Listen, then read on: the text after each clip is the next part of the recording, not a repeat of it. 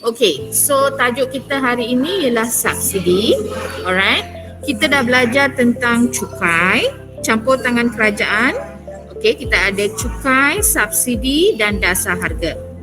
So cukai kita dah lihat. So hari ini kita nak masuk subsidi. Alright. Okay, actually subsidi dengan cukai lebih kurang sama saja konsep dia. If you know about cukai already, then subsidi pun lebih kurang sama saja. So you tukar bahagian sedikit bahagian saja. Dia tukar sedikit sajalah. Macam kelok permintaan, kelok penawaran. Konsep dia hampir sama, cuma kita ubah sikit saja. So here same also goes to subsidi. Okay. Dia tukar sikit berbanding dengan cukai. Okay, so what is subsidi? Bila kita kata subsidi, okay, apa yang dimaksudkan dengan subsidi? Okay, so subsidi ialah bantuan kerajaan kepada pengeluar. Alright, bantuan kerajaan kepada pengeluar untuk mengurangkan kos pengeluaran dan harga barang di pasaran. So maksudnya di sini, kerajaan memberi subsidi bermaksud kerajaan beri bantuan kepada pengeluar. Okey, kenapa kerajaan perlu beri bantuan kepada pengeluar? Supaya kos pengeluaran menurun. Okey, dan dengan ini harga barang di pasaran pun boleh diturunkan. Alright, so secara tak langsung bila harga barang di pasaran turun, dia juga membantu siapa? Membantu pengguna. Kalau harga barang turun, membantu siapa? Pengguna. So subsidi, bila kerajaan memberi subsidi, okay, sebenarnya bukan kerajaan tu beri subsidi, walaupun kerajaan beri subsidi kepada penjual, okay, kita boleh bahagikan subsidi itu kepada penjual dan pembeli. Sebab pembeli pun sebenarnya dia dapat untung. Untung sebab apa? Sebab dia dapat bayar harga yang lebih rendah. So untuk pembeli, dia untung. Alright? Untuk penjual, untung juga sebab apa? Kos pengeluaran dia akan semakin berkurang. Alright? Okay, so bila kerajaan beri subsidi, maksudnya dua-dua pihak, penjual, pembeli, dua-dua pihak pun akan dapat untung. Okay, dan untung yang dinikmati itu boleh ditentukan melalui jumlah subsidi yang dinikmati oleh penjual dan pembeli. Kita akan bahagikan jumlah subsidi itu kepada jumlah subsidi yang diterima oleh penjual dan jumlah subsidi yang diterima oleh pembeli. Dan berapa banyak setiap pihak tu dapat untung, dia bergantung kepada keanjalan permintaan harga dan keanjalan penawaran barang. Okay, so dia bergantung kepada keanjalan. So kalau you tengok dalam buku rujukan, okay, siapa yang ada buku rujukan, dia ada banyak kelok. Sebab dia terangkan setiap keanjalan tu. Kalau keanjalan kurang anjal, apa kesan dia? Kalau lebih anjal, apa kesan? Kalau anjal sempurna, apa kesan? So like that. But then untuk penerangan kita, saya tak nak fokus semua. Okay, kita hanya kena tahu macam mana bentuk keloknya nanti, and then daripada kelok kita kena tahu, okay, macam mana nak bahagikan subsidi yang diterima oleh pengguna dan subsidi yang diterima oleh pengeluar. Okay, alright. So now, okay, this is the contoh, okay, contoh kelok yang menunjukkan subsidi. Alright. So bila kita kata subsidi, kita boleh tunjuk kelebihan subsidi itu dengan menggunakan gambar raja ataupun melalui persamaan. Alright. So untuk gambar raja, okay, cikgu ambil contoh penawaran anjal. Okay, penawaran anjal. So kalau penawaran anjal, so you draw a kelok yang berbentuk anjal. Okay. So di sini kalau you tengok, okay, macam mana nak lukis kelok untuk menunjukkan subsidi. Lukis kelok keseimbangan pasaran dulu. Okay, kelok keseimbangan pasaran. So kalau kelok keseimbangan pasaran, you have to draw kelok permintaan and then kelok penawaran. Okey, kelok permintaan and kelok penawaran. Kelok permintaan mencerun ke bawah dari kiri ke kanan. Kelok penawaran mencerun ke atas dari kiri ke kanan. So D kosong, S kosong. Ini adalah dua kelok keseimbangan yang asal. Okey, and then titik E kosong ini adalah titik keseimbangan asal. Okey, keseimbangan asal. So we have harga keseimbangan and quantity keseimbangan. Okay, so this kelok yang warna kuning ini ialah kelok sebelum kelok keseimbangan yang asal. Okay, kelok keseimbangan yang asal. Okay, now apa berlaku bila kerajaan memberi subsidi? So bila kerajaan memberi subsidi, kos pengeluaran menurun. Okay, bila kerajaan memberi subsidi, kos pengeluaran menurun. So bila kos pengeluaran menurun, kesan dia kos pengeluaran ini mempengaruhi kelok penawaran. Right? Sama macam cukai. Kalau kerajaan kenakan cukai, kos pengeluaran meningkat. Okay, kos pengeluaran meningkat. So penawaran akan berkurang. Tapi untuk subsidi, okay, bila kerajaan memberi subsidi, kos pengeluaran menurun. So bila kos pengeluaran menurun, kelok penawaran beralih ke kanan. Okay, sebab penawaran meningkat, so kelok beralih ke kanan. So you see another kelok here, S1. Okay, dia warna coklat kurang nampak sikit. Okay, kelok S1. Okay, then kelok penawaran sudah beralih ke kanan, you have keseimbangan baru. Okay, keseimbangan baru di titik ini. Apabila kelok permintaan bersilang dengan kelok penawaran yang baru. Okay, from there you boleh tentukan harga P1, harga baru, and quantity keseimbangan baru pada Q1. Okay, so apa yang kita nampak sini, kesan daripada subsidi ialah harga turun. Right? Harga keseimbangan dulu ialah P0. Sekarang turun kepada P1. So harga turun. And then kuantiti yang kuantiti barangan yang dihasilkan itu pula meningkat. Okay, meningkat daripada Q0 kepada Q1. Alright, kuantiti yang ditawarkan meningkat. Okay, so now nak tentukan jumlah subsidi yang diberi oleh kerajaan. Apa caranya? So jumlah subsidi ialah kawasan yang berkotak brown color ni, line brown ni itu menunjukkan jumlah subsidi yang dibayar atau diberi oleh kerajaan. Okay, so sama macam cukai kan, saya kata dia punya cukai itu ialah beza antara jarak antara dua kelok penawaran, right? So same konsep juga untuk subsidi pun. Okay, jumlah subsidi itu macam mana kita nak tentukan? Jarak antara dua kelok penawaran itu. Okay, so di sini P0, bukan P0, P dengan P1. Itu adalah dia punya tinggi dia lah. And then dia punya lebar di sini daripada 0 sampai Q1.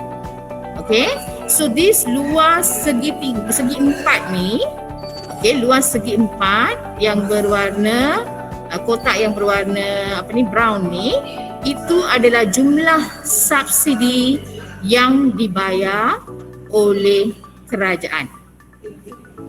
Okay, yang diterima oleh pengguna dan pengeluar. Okay, setakat ni boleh? Boleh. Boleh Okay, now apa yang kita kena tengok, kita nak bahagikan jumlah subsidi itu kepada pengguna dan pengeluar. So macam mana nak tentukan bahagian mana untuk pengguna and bahagian mana untuk pengeluar? Alright, so caranya ialah, okay, This one. Okay. Daripada jumlah subsidi tadi, kotak yang besar ni kotak besar ni kita bahagikan kepada dua bahagian. Satu untuk pengguna, satu untuk pengeluar. Okay. And then bahaginya macam mana? Okay, daripada harga keseimbangan tu. Okay, dia punya pembahagi antara dua tingkat itu ialah dia punya harga keseimbangan. Okay, so pada tingkat harga keseimbangan, you do a line. Okay, draw a line. And then, sudah ada 2 segi 4 tepat sekarang. Okay, daripada 1 segi 4 besar tu kan. Kita bahagikan kepada 2. Satu untuk pengguna, satu untuk pengeluar. Alright? Okay. So, macam mana nak buat pembahagian? Tengok dia punya harga keseimbangan. Tingkat harga keseimbangan tu, you buat satu line. So, now harga turun, maka subsidi yang dinikmati oleh pengguna ialah P0, P1 and then E1 di sini keseimbangan asal and then B. So maksudnya di sini bila kerajaan kena beri subsidi, harga barang sudah turun. Right? So harga baru yang dibayar oleh pengguna, okay, kalau dulu harga asalnya P0, sekarang pengguna hanya bayar P1. So that means harga yang dibayar oleh pengguna sudah turun. So bila harga turun, kawasan yang daripada harga keseimbangan sehingga harga baru yang dibayar oleh pengguna tu itu adalah kawasan yang menunjukkan subsidi yang dinikmati oleh pembeli. Okay, so maksudnya warna kuning ini adalah untuk subsidi yang dinikmati oleh pembeli. Alright? Ataupun cara lain ialah you dah ada pembahagi dia kan, iaitu pada harga keseimbangan. Alright? Pembahagi. So from there to sentuh kelok permintaan, itu adalah kawasan subsidi yang dinikmati oleh pembeli. Manakala untuk subsidi yang dinikmati oleh pengeluar, okey, macam mana nak tentukan? Daripada harga keseimbangan, okey, sampai dia naik, harga tu naik. Bila subsidi diberi, okey, dia dah pada tingkat yang harga yang lebih tinggi tu so di sini kawasan yang warna purple ni adalah subsidi yang dinikmati oleh pengeluar. Bukan harga tu naik tau. Harga sekarang sebenarnya sudah turun. Tapi ini adalah jumlah subsidi yang diberi oleh kerajaan. So bila jumlah subsidi itu diberi oleh kerajaan, ada bahagian yang dinikmati oleh pengguna, ada bahagian yang dinikmati oleh pengeluar. So kita buat pembahagian. Okay, untuk pengguna from the harga keseimbangan sampai harga keseimbangan yang baru. That is the kawasan subsidi pengguna. And then baki tu daripada jumlah subsidi tu, bakinya tu, alright, ialah subsidi yang dinikmati oleh pengeluar. Okay, so kalau tengok rajah ini, kita tengok jumlah subsidi yang dinikmati oleh pengguna, okay, lebih besar daripada jumlah subsidi yang dinikmati oleh pengeluar. Betul tak? So kawasan kuning ni dia lebih besar berbanding dengan luas kawasan purple. Right? So jumlah subsidi yang diterima oleh pengguna lebih besar daripada jumlah subsidi yang diterima oleh pengeluar. So berapa banyak jumlah subsidi yang dinikmati oleh setiap pihak tu, okay, dia tak semestinya sama macam ni. Dia bergantung kepada apa tadi? Bergantung kepada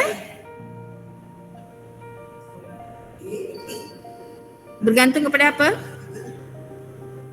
Keanjalan. Yes or not? Yes. So keanjalan kelok, either kelok permintaan atau kelok penawaran. Kalau kelok penawaran ni menjadi kurang anjal, then kita akan dapati bahawa jumlah subsidi yang dinikmati oleh dua pihak tu, okay, dia berbeza. Alright? Boleh ke? Boleh. Boleh ya? Boleh. Okay. So ini based on gambar rajah. Okay, berdasarkan gambar rajah. Okay, kalau nak kira jumlah subsidi tu based on persamaan. Okay, so ini dah. Okay, this one. Okay, kesannya sama macam cukai. Kalau cukai fungsi penawaran atau persamaan penawaran saja berubah. Sama juga untuk subsidi.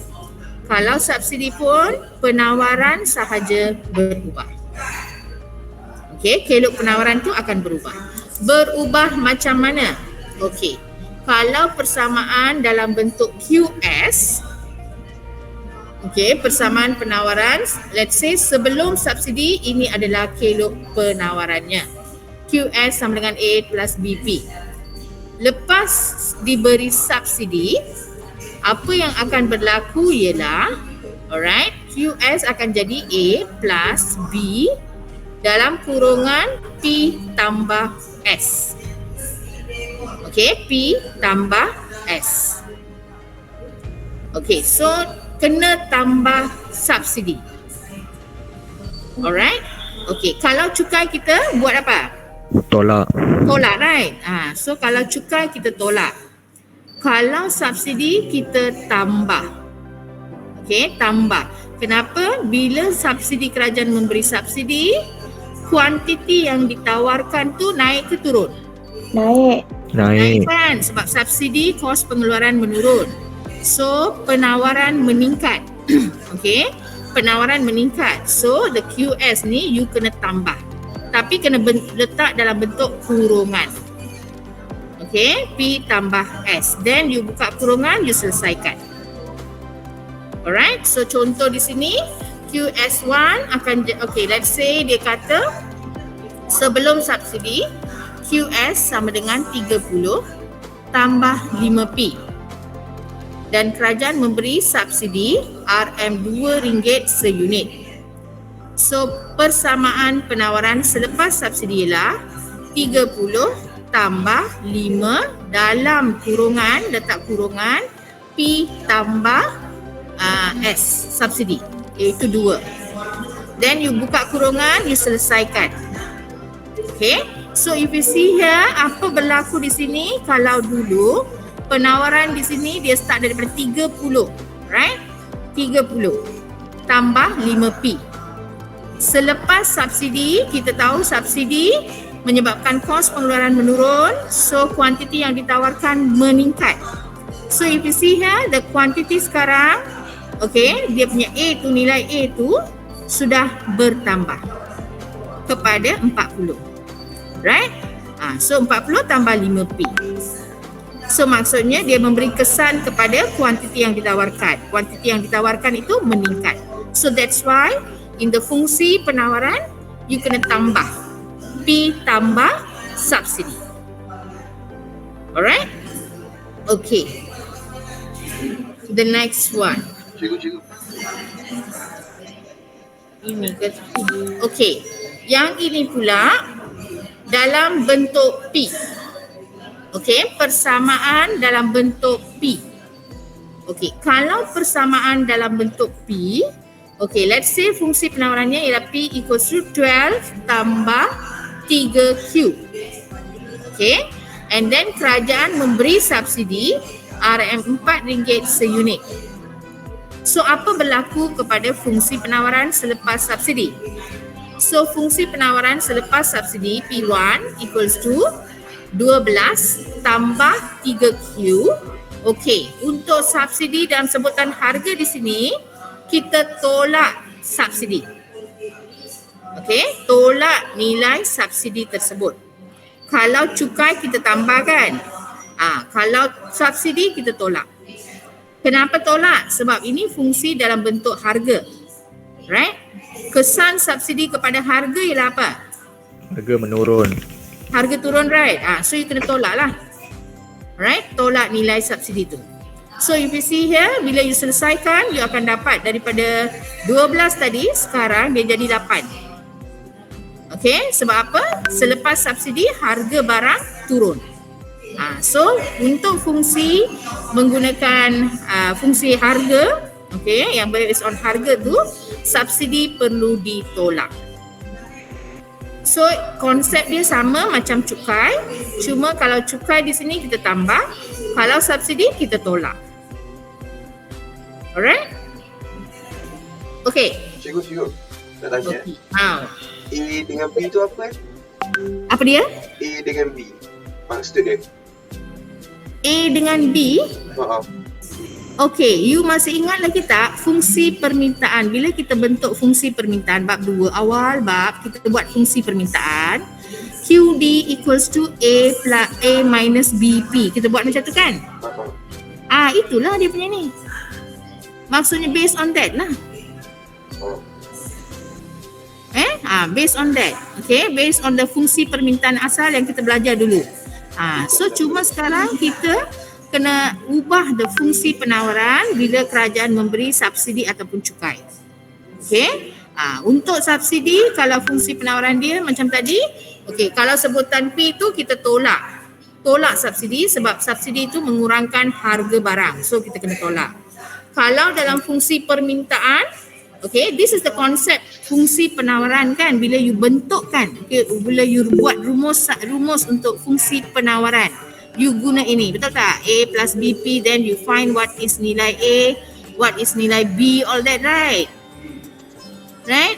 So untuk fungsi untuk subsidi pula, okay, apa yang kita perlu buat ialah fungsi penawaran tu kita kena tambah P tambah S.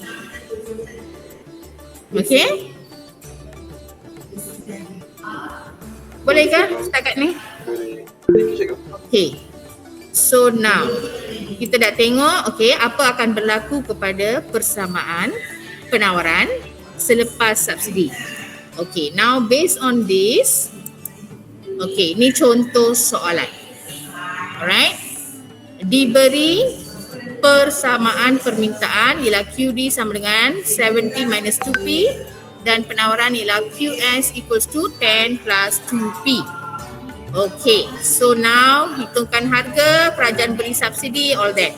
Sama macam apa yang kita buat untuk cukai. Contoh soalan cukai kan, sekarang dia tukar kepada subsidi. Okay, can you try this question? Okay, cikgu bagi berapa minit? 15 minit. So the first question, cari harga dan kuantiti keseimbangan. Okay, this one yang biasa je lah. So ambil QD equals to QS. Alright. Okay, QD equals to QS. Okay, you selesaikan and then you akan dapat harga RM15. Okay, sudah dapat harga, gantikan harga ini dalam sama ada QD pun boleh, QS pun boleh. You akan dapat kuantiti yang sama, tak kisah. You ganti mana-mana pun boleh. Okay. So yang ini dia ganti dalam QD. So 70 tolak 2P, P gantikan 15. So you dapat Q equals to 40. So harga keseimbangan ialah RM15 dan kuantiti keseimbangan ialah 40 unit. Okay. Ini saya rasa tak ada masalah Okay, the next one, kerajaan memberi subsidi RM3 seunit. Okay, so apa berlaku kepada fungsi penawaran? So fungsi penawaran ni dalam bentuk QS, right? QS. So you kena tambah, okay, dalam kurungan P tambah subsidi. P tambah subsidi. So selesaikan, buka kurungan, you will get 2P here and then plus 6. So 10 tambah 6, 16 tambah 2P. Right, 16 tambah 2P, this is the fungsi penawaran yang baru. Okay, then soalan seterusnya, cari harga dan kuantiti keseimbangan baru. So QD equals to QS1, ambil yang fungsi penawaran yang baru ya. Okay, and then selesaikan macam yang asal tadi. Then you will get your harga keseimbangan RM13.50. Alright, then sudah dapat harga, ambil nilai harga ni, masukkan dalam mana-mana persamaan. Either QD or QS yang baru. QS yang baru tak boleh masuk dalam QS yang lama sebab ini ialah keseimbangan baru. So you boleh gantikan harga ni dalam mana-mana dua persamaan ni. Jangan ambil yang QS yang lama tu. So sudah ganti, you dapat kuantiti 43 unit. Alright, kuantiti keseimbangan baru ialah 43 unit, harga keseimbangan ialah RM13.50. Okay, so apa yang kita nampak tadi? Okay, yang asal tadi harga keseimbangan 15, kuantiti 40. Selepas subsidi, harga turun, right? Sepatutnya harga turun lah. Sebab subsidi ni adalah bantuan kerajaan. So menyebabkan harga turun. And then subsidi menyebabkan pengeluaran meningkat. So the quantity keseimbangan juga meningkat. Alright? Okay, then the next one. Berapakah jumlah subsidi ataupun perbelanjaan yang dikeluarkan oleh kerajaan? Okey, jumlah perbelanjaan ini sama dengan jumlah subsidi yang dibayar oleh kerajaan. Okey, so nak tentukan jumlah subsidi ataupun jumlah perbelanjaan sama dengan the subsidi yang diberi untuk setiap unit barang. Alright, darab dengan kuantiti baru, kuantiti keseimbangan yang baru. So jumlah subsidi setiap unit subsidi setiap unit barang darab dengan kuantiti barang yang baru. So subsidi tadi RM3. Okey, RM3 untuk setiap barang. Dan jumlah barang yang dihasilkan ialah 43. So 3 darab 43. Iaitu sebanyak RM129. Ini adalah jumlah subsidi yang dibayar oleh kerajaan. Subsidi ialah satu bentuk perbelanjaan kepada kerajaan sebab kerajaan perlu keluarkan duit untuk memberi subsidi. So it is considered as a expenditure, perbelanjaan kepada kerajaan. Okay, then the next one. Nak cari subsidi yang diterima oleh pengguna dan pengeluar. Macam mana nak cari? Okey, untuk pengguna. Okey, subsidi yang dinikmati oleh pengguna, macam mana nak dapat? Okey, tadi harga keseimbangan ialah RM15. Okey, harga keseimbangan asal tadi RM15. Lepas subsidi, kita dapati harganya turun kepada RM13.50. Right? So, berapa jumlah subsidi yang diterima oleh pengguna? So that means kalau dulu dibayar RM15, sekarang dia hanya bayar RM13.50. Harga yang dia bayar tu sudah turun. Kenapa sudah turun? Sebab sebahagian tu dibayar oleh kerajaan. So dia punya subsidi untuk setiap unit barang yang diterima oleh pengguna ialah RM1.50. Okay, ini ialah subsidi untuk satu unit barang. Jumlah subsidi yang diterima oleh pengguna ialah RM1.50 darab dengan kuantiti baru. Okay, so 150 times 43, kuantiti baru. So jumlah subsidi yang diterima oleh pengguna ialah RM64.50. Okay, daripada total subsidi tadi, total tadi berapa? 129, right? Ini total, right? Total maksudnya jumlah subsidi yang dibayar oleh kerajaan.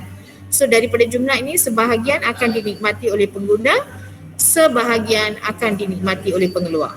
So untuk pengguna berapa banyak? So you kena ambil harga asal tadi tolak dengan harga baru.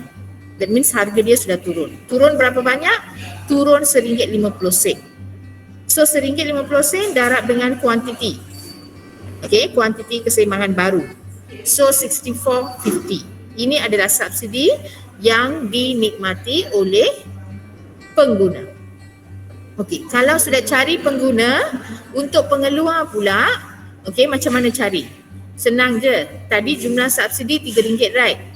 So daripada RM3 tu, RM1.50 dinikmati oleh, di sini RM1.50 ni diterima oleh pengguna. Okay, so tolak RM1.50.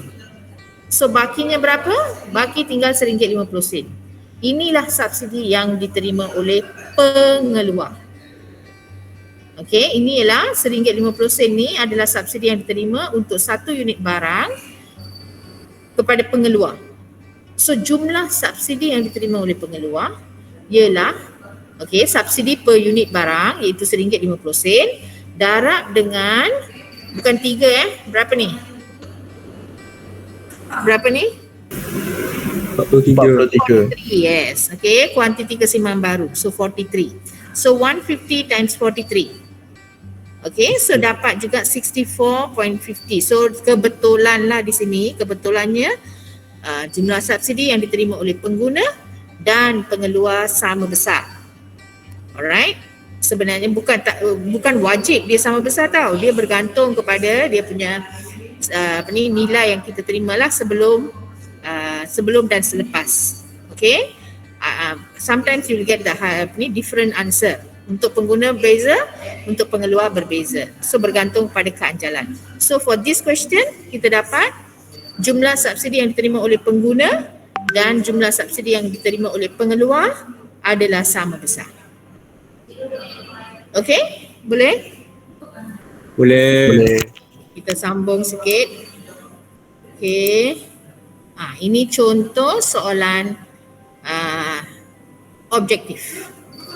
Okay, cuba dalam sebutan Q. So kalau sebutan Q, what you have to do? Cari harga dan kuantiti keseimbangan asal and harga dan kuantiti keseimbangan baru and compare. Harga tu naik ke, kuantiti turun ke, yang mana betul?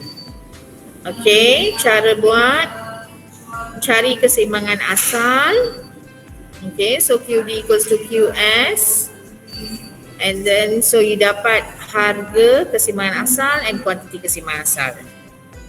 Okay, and then selepas subsidi, so fungsi penawaran berubah. Okay, cari fungsi penawaran baru and then gantikan fungsi penawaran tu kepada fungsi penawaran baru lah. QD equals to QS yang baru, cari keseimbangan dia. Okay, so you akan dapati bahawa harga keseimbangan baru ialah 6. Okay, yang asal tadi 8. So harga jatuh sebanyak RM2. Ada jawapan dia kan? Okay, harga jatuh sebanyak RM2. So jawapannya ialah A. So for subsidi, apa yang kita belajar hari ini ialah you kena tahu kesan subsidi dengan menggunakan gambar raja and the fungsi penawaran. Okay, so kesan dia kalau you tengok, alright. Okay, so dalam gambar raja kita akan dapati bahawa fungsi penawaran itu, kelok penawaran itu akan beralih. Okay, beralih ke mana? Beralih ke kanan. Sebab apa? Bila subsidi dikenakan, kos pengeluaran menurun, so penawaran meningkat. Okay, so your kelok kena beralih ke kanan dan cari keseimbangan baru. So daripada jumlah segi 4 tepat yang menunjukkan kawasan subsidi ini, you kena bahagikan subsidi kepada pengguna and pengeluar. So dia punya garis pemisah itu ialah pada tingkat keseimbangan harga keseimbangan. Okay, and then daripada harga keseimbangan sampai dia sentuh kelok permintaan, that will be the subsidi yang dinikmati oleh siapa? Daripada harga keseimbangan sentuh kelok permintaan. Pengguna. Ataupun harga keseimbangan baru. That Pengguna. is pengguna. Pengguna. Yes. Okay. And then dari harga keseimbangan asal sampai sentuh kelok penawaran yang asal, that is the subsidi yang dinikmati oleh pengeluar. So tu cara untuk membezakan dalam kelok. And then kesan subsidi kepada fungsi penawaran pula. Okay. So kita boleh tunjuk dengan menggunakan sebutan P. Kalau sebutan P, nilai subsidi perlu ditolak. Kenapa tolak? Sebab bila subsidi dikenakan, harga akan turun. So you just tolak the nilai subsidi. Okay, dalam sebutan P. Kalau dalam sebutan Q, alright, kita kena tambah subsidi. So A plus B dalam kurungan P tambah subsidi. Sebab apa? Bila subsidi diberi, kuantiti yang ditawarkan meningkat. So you have to tambah here. Tapi dalam bentuk kurungan So you buka kurungan dan you selesaikan, you dapat fungsi penawaran yang baru. Okay, so konsep dia sama macam cukai, cuma bezanya di sini kalau cukai kita tolak, right? Kalau subsidi kita tambah. Dia terbalik lah. Alright? Okay. So that's all subsidi untuk hari ini. So hari Jumaat kita akan buat dasar harga. Okay, dasar harga maksimum. Besok kan? Besok ada kelas kan? Besok kita buat dasar harga maksimum and minimum. Okay? Okay, teacher. Okay, so that's all for today.